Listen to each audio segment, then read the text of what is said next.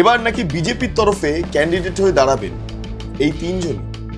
এটা আমরা সূত্র মারফত জানতে পারছি। অন্যদিকে দাঁড়িয়ে আবার আরেকটা সূত্র আমায় জানাচ্ছে বিজেপির তরফে রাজ্যসভার ক্যান্ডিডেট আরো দুজনকে পাওয়া গিয়েছে, যার মধ্যে একজন প্রসেনজিৎ চট্টোপাধ্যায়, আরেকজন হচ্ছেন লিয়েন্ডার পেজ। এই বিজেপি বলেছিল তৃণমূল কংগ্রেসকে নেবে না, এই বিজেপি বলেছিল। আবার এই তৃণমূল কংগ্রেস থেকে বেরিয়ে আসা তিনজন যারা সাংসদ ছিলেন, প্রাক্তন সাংসদ, তাদেরকে যদি বিজেপি পুনরায় সাংসদ হিসেবে আবার দাঁড় করায় বিজেপির টিকিটে, তাহলে এটা নিয়ে প্রশ্ন ছিল।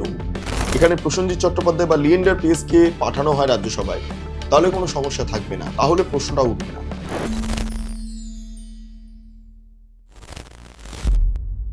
তৃণমূল কংগ্রেসের রাজ্যসভার সাংসদ পদ থেকে পদত্যাগ করেছেন তিনজন। সেই তিনটি জায়গা অর্থাৎ তিনটি খালি আসনে আবার ইলেকশন ঘোষণা করেছে ইলেকশন কমিশন। এই তিনজন ছিলেন প্রকাশসিং বড়াই, সুস্মিতা দেব এবং সুখেন্দু শেখর রায়। আমরা যেটা জানতে পাচ্ছি, এবার নাকি বিজেপির তরফে ক্যান্ডিডেট হয়ে দাঁড়াবেন এই তিনজনই। এটা আমরা সূত্র মারফত জানতে পাচ্ছি।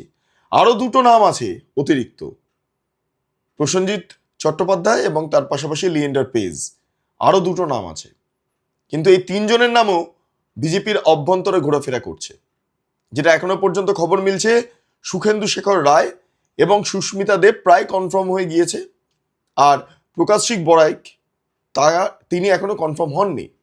এবার জানাও নেই যে তাকে করা হবে কিনা, কিন্তু সম্ভবত সুখেন্দু শেখর রায় এবং তার পাশাপাশি সুস্মিতা দেবকে বিজেপির তরফে রাজ্যসভার ক্যান্ডিডেট করা হচ্ছে। প্রকাশসিং বড়াইটা এখনো পর্যন্ত ঝুলে রয়েছে। আমার কাছে যে ইনফরমেশন এসছে, বিজেপির হয়ে রাজ্যসভায় যাচ্ছেন তৃণমূল ত্যাগী সুখেন্দু শেখর রায় এবং সুস্মিতা দেব। তবে প্রকাশসিং বড়াইকে ফের রাজ্যসভায় পাঠানো হবে কিনা বা যাবে কিনা সেই বিষয়ে এখনো কোনো চূড়ান্ত সিদ্ধান্ত গ্রহণ করেনি বিজেপি নেতৃত্ব, এইটা আমার কাছে খবর মিলছে।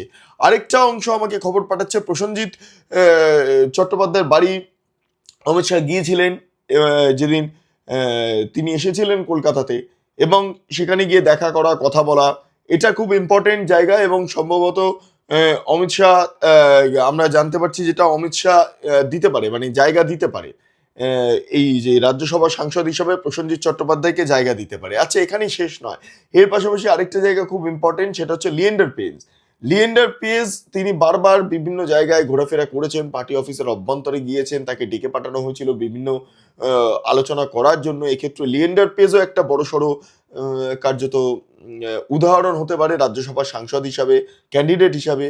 ফলে লিয়েন্ডার পেজের নামও আমরা যেটা জানতে পারছি এখনো পর্যন্ত একটা সূত্র জানাচ্ছে, অর্থাৎ একটা সূত্র যেমন বলছে যে প্রকাশসিং বড়াই একটু ঝুলে আছে, কিন্তু ওখানে সুখেন্দু শেখর রায় এবং সুস্মিতা দেব কনফার্ম হয়ে গিয়েছে, বিজেপির তরফে রাজ্যসভার ক্যান্ডিডেট হচ্ছেন তারা। অন্যদিকে দাঁড়িয়ে আবার আরেকটা সূত্র আমায় জানাচ্ছে বিজেপির তরফে রাজ্যসভার ক্যান্ডিডেট আরো দুজনকে পাওয়া গিয়েছে, যার মধ্যে একজন প্রসেনজিৎ চট্টোপাধ্যায়, আরেকজন হচ্ছেন লিয়েন্ডার পেজ। এবার দেখার বিষয় যে কোনটা অ্যাকচুয়ালি হয়।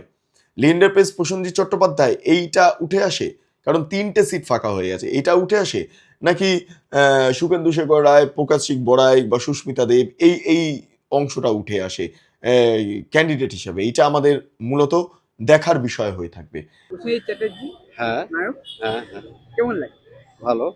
আচ্ছা, তিনি তাকে কি রাজনীতি দেখতে চান কোনোরকম ভাবে? না না না না আচ্ছা, কেন চান? না, ও অভিনয় করছে, অভিনয় করুক, ওটাই ভালো। অভিনেত্রী থাকবে? হ্যাঁ, ও রাজনীতিতে এলে খারাপ হয়ে যাবে, খারাপ করে দেবে মানুষ। সম্প্রতি কি ওনাকে কি রাজনীতিতে কোনোদিনও আমরা দেখতে পাবো? না, আমার মনে হয় না উনি রাজনীতিতে আসবেন। না, উনি অভিনয় নিয়েই থাকতে ভালোবাসেন, এটুকু জানি। সম্প্রতি কিছুদিন আগে ওনার বাড়িতে অমিত শাহ এসেছিলেন, আপনি যদি মনে থাকে, শ্যামপ্রসাদ জন্মদিনে। না, অবশ্যই এসে থাকতে পারেন, আমি অতটা খোঁজ রাখিনি, কিন্তু আমার মনে হয় না উনি রাজনীতিতে আসবেন বা আসা উচিত, আমি মনে করি। আজ রাজনীতির যে অবস্থা, রাজনীতিতে না যাওয়াই ভালো। কিন্তু ইদানিং কালে ওনার বাড়িতে কে এসেছিল? অমিত শাহ। কেন, কি কারণে? তিনি কি ওই প্রাইজ পাওয়ার জন্য তাকে নিমন্ত্রণ করেছিল? অমিত শাহকে হয়তো এসেছিল। এখানে রাজনীতির না যাওয়াই ভালো। প্রসেনজিৎ, তাপস পাল মল্ল এই রাজনীতি শিকারে তো। আর এখন যেই হোক, যেমনই হোক, না যাওয়াই ভালো। আচ্ছা, এবার আপনাদের জানিয়ে রাখি যে ইলেকশনটা কবে কবে হচ্ছে। আমি একবার বলে দিই যে সুখেন্দু শেখর রায় তিনি রেজিগনেশন দিয়েছিলেন, এবং ভ্যাকেন্সিটা তৈরি হয়েছিল 8/6/2024 থেকে। আরেকটা হচ্ছে সুস্মিতা দেব, তিনি রেজিগনেশন দিয়েছিলেন এবং তার ভ্যাকেন্সি তৈরি হয়েছিল 10/6/2026 থেকে।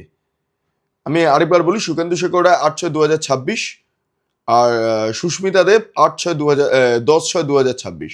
এবার প্রকাশিক বড়াই তিনিও রেজিগনেশন দিয়েছিলেন 11/6/2026। অর্থাৎ এই তৃণমূল কংগ্রেসটা ভেঙে যখন যাচ্ছে তখন রাজ্যসভা থেকে এনারা একের পর এক রেজিগনেশন দিতে থাকেন তিনজন। এবং এনাদের টার্ম ছিল হচ্ছে মূলত, যেটা আপনাদের জানিয়ে রাখি, একজনের 2029 পর্যন্ত, একজনের 2030 পর্যন্ত, আরেকজনের 2029 পর্যন্ত। অর্থাৎ সুখেন্দু শেখর রায়ের টার্ম ছিল 18/8/2029। অন্যদিকে দাঁড়িয়ে সুস্মিতা দেবের ছিল 2/4/2030 এবং প্রকাশিক বড়াইকের ছিল হচ্ছে 18/8/2029। এই ছিল হচ্ছে তাদের সময়, মানে তারা এতদিন পর্যন্ত রাজ্যসভার সাংসদ হতে পারতেন। কিন্তু যেহেতু রেজিগনেশন দিয়েছেন, ফলে 3টি জায়গা ফাঁকা থেকে গেল। এই 3টি জায়গাতে আমাদের যেটা ইলেকশন কমিশন জানাচ্ছে, নোটিফিকেশনটা আপনারা পাশেও দেখতে পাচ্ছেন, এবং সেখানে বলছে ইস্যু অফ নোটিফিকেশন সেটা 7 জুলাই অলরেডি শুরু হয়ে গিয়েছে। 7 জুলাইতে নোটিফিকেশন শুরু হয়ে গেছে। Last date of making nomination হচ্ছে 14 জুলাই পর্যন্ত। আচ্ছা, স্ক্রুটিনি হবে 15 জুলাই এবং last date of withdrawal candidate সেটা হবে 17 জুলাই। আচ্ছা, ডেট অফ পোল যেদিন ভোট আছে সেটা হচ্ছে 24 জুলাই। আরেকবার জানিয়ে রাখি, 24 জুলাই ভোট রয়েছে এবং ওই সময়তে বিধানসভা অধিবেশনও আছে, ফলে 24 জুলাই ভোট। আর আওয়ার্স অফ পোল যেটা আমরা জানতে পারছি, অর্থাৎ কতক্ষণ থেকে কতক্ষণ পর্যন্ত ভোট হবে, সেটা হচ্ছে 9টা থেকে 4টে পর্যন্ত, সকাল 9টা থেকে বিকেল 4টে পর্যন্ত ভোট হবে। আবার আরেকটা জিনিস হচ্ছে কাউন্টিংটা কবে আছে? কাউন্টিংটা হচ্ছে 24 জুলাই 2026-এ। আর সমস্ত কিছু ইলেকশন প্রক্রিয়া শেষ হতে হতে 27 জুলাই হয়ে যাবে। এই যে নোটিফিকেশন, সেই নোটিফিকেশন ধরে ধরে আমি আপনাদের সামনে এই তথ্য তুলে ধরলাম। অর্থাৎ কারা কারা ক্যান্ডিডেট হবে সেটাও যেমন জল্পনা দানা বাজছে বিজেপির অভ্যন্তর থেকে, তার পাশাপাশি কবে কবে ইলেকশন আছে, কবে কবে কি আছে না আছে, এটা নিয়েও একটা জল্পনা ইতিমধ্যে দানা বাঁধতে শুরু করেছে। এই হলো মোদ্দা বিষয়। এবার আমি আরেকটা জায়গায় যাব, সেটা হলো তৃণমূল কংগ্রেসটা আপনারা দেখবেন 3 ভাগে ভেঙে গিয়েছিল সরকার পরিবর্তনের পর। প্রথম ভাগটা হচ্ছে ঋতব্রতর হাত ধরে একটা নব তৃণমূল কংগ্রেস বিধানসভার অভ্যন্তরে গঠন হওয়া। আচ্ছা, ওইখানে কাকলি ঘোষ দস্তিদারের হাত ধরে বা শতাব্দী রায়ের হাত ধরে তৃণমূল কংগ্রেসের যারা সাংসদরা রয়েছেন প্রায় 22 জনের মতো, তারা গিয়ে যোগদান করলেন বা মিশে গেলেন ন্যাশনালি সিটিজেন পার্টি অফ ইন্ডিয়ার সঙ্গে। তার মধ্যে দেব ঠেপ সবাই রয়েছেন। আচ্ছা, মিশে গেলেন, এখানে দুভাগে ভাগ হয়ে গেল। এবার হচ্ছে রাজ্যসভার যারা সাংসদরা রয়েছেন তারা রেজিগনেশন দিতে থাকলেন। এবার ঘটনা প্রশ্ন উঠতেই পারে যে এই বিজেপি বলেছিল তৃণমূল কংগ্রেসকে নেবে না, এই বিজেপি বলেছিল। আবার এই তৃণমূল কংগ্রেস থেকে বেরিয়ে আসা 3 জন যারা সাংসদ ছিলেন, প্রাক্তন সাংসদ, তাদেরকে যদি বিজেপি পুনরায় সাংসদ হিসেবে আবার দাঁড় করায় বিজেপি টিকিটে, তাহলে এটা নিয়ে প্রশ্নচিহ্ন উঠবে। এবং এই প্রশ্নচিহ্নটা এটা বিজেপির ক্ষেত্রে ব্যাকফায়ার হয়ে যাবে না তো? আমি একদিকে আরেকটা প্রশ্ন উঠে আসছে, যদি এখানে প্রসেনজিৎ চট্টোপাধ্যায় বা লিয়েন্ডার পেসকে পাঠানো হয় রাজ্যসভায়, তাহলে কোনো সমস্যা থাকবে না, তাহলে প্রশ্নটা উঠবে না। কিন্তু যদি সুখেন্দু শেখর রায়, সেই তো তৃণমূল কংগ্রেসের, হ্যাঁ, ভদ্র মানুষ, অত্যন্ত ভদ্র মানুষ সুখেন্দু শেখর রায়, তার পড়াশোনা অন্য জায়গায়, ফলে তিনি রাজ্যসভার জন্যই, তার পলিটিক্সটা রাজ্যসভার জন্যই। সুস্মিতা দেব দীর্ঘদিন ধরে অসমে রাজনীতি করেছেন, তার পিতা দীর্ঘদিন ধরে রাজনীতির সঙ্গে যুক্ত। আপনারা সবাই সব ইতিহাসটা জানেন। সুস্মিতা দেবকে দায়িত্ব দেওয়া হয়েছিল ত্রিপুরাতে তৃণমূল কংগ্রেসের তরফে। এই সুস্মিতা দেব এবং সুখেন্দু শেখর রায়কে যদি করা হয়, তাহলে সমালোচক মহল একটাই জিনিস বলবে যে এরাই তো বলেছিল তৃণমূল কংগ্রেসকে নেবে না, তাহলে তৃণমূল কংগ্রেস থেকে বেরিয়ে আসা এই 2-3 জনকে আবার ক্যান্ডিডেট করা হচ্ছে। যারা তৃণমূলের ক্যান্ডিডেট ছিল তাদেরকে আবার বিজেপির তরফে ক্যান্ডিডেট করা হচ্ছে। এই প্রশ্নটা উঠে আসবে, এটা রাজনৈতিকভাবে উঠে আসবে। কিন্তু যদি এখানে প্রসেনজিৎ চট্টোপাধ্যায় বা লিয়েন্ডার পেসকে জায়গা দেওয়া হয়, তাহলে এই প্রশ্নটা উঠে আসবে না। এটা হচ্ছে মোদ্দা বিষয়। দেখুন, নির্বাচনের ক্ষেত্রে একটা নির্দিষ্ট নিয়ম থাকে। কোনো জায়গা ভ্যাকেন্সি হলে সেখানে 6 মাসের মধ্যে নির্বাচন করাতে হয়। ইলেকশন কমিশন 6 মাসের মধ্যে নির্বাচন করিয়ে দেয়।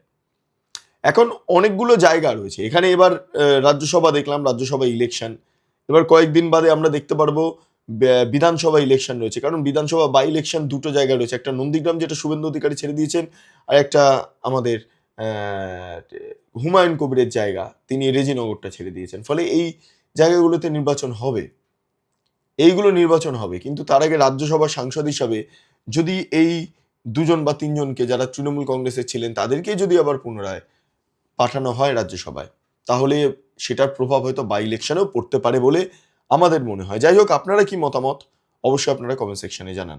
আপনারা এতক্ষণ ধরে দেখছিলেন বেঙ্গল লিবার্টি। চ্যানেলটি অবশ্যই ভালো লাগলে লাইক করুন, সাবস্ক্রাইব করুন, শেয়ার করুন, বেল আইকন ক্লিক করুন www.bengalliberty.com, সেখানে ক্লিক করুন, সমস্ত খবর আপনাদের জন্য সাজানো রয়েছে। পাশাপাশি আরও 2টি YouTube channel, Bengal liberty live, Bengal liberty news, সংশ্লিষ্ট 2টি ইউটিউব চ্যানেলে আপনারা প্রবেশ করুন, লাইক করুন, সাবস্ক্রাইব করুন, শেয়ার করুন, বেল আইকন ক্লিক করুন। এর পাশাপাশি Bengal liberty Facebook, Bengal liberty x handle এবং ইনস্টাগ্রাম, এই 3টি সোশ্যাল মিডিয়া হ্যান্ডেলে আপনারা প্রবেশ করুন, ভাবুন এবং ভাবা প্র্যাকটিস করুন। স্বাধীন, কাঁচিহীন ও গেরিলা সাংবাদিকতার পাশে দাঁড়ান। অসংখ্য ধন্যবাদ।